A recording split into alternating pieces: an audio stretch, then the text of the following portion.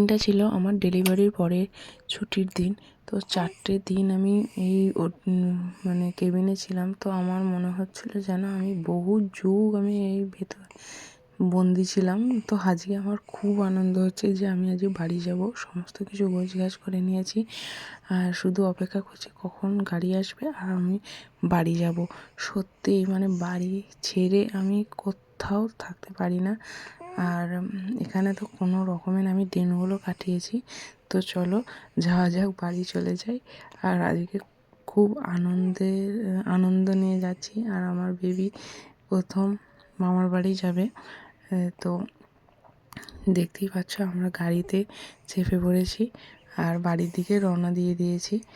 আর আশা করছি আগের ভিডিওগুলো তোমরা সবাই দেখেছো, আর তোমরা আশীর্বাদ করবে আমার বেবি যেন ভালো থাকে, সুস্থ থাকে। আর যদি কোনো প্রশ্ন থাকে অবশ্যই কমেন্টে জানাবে।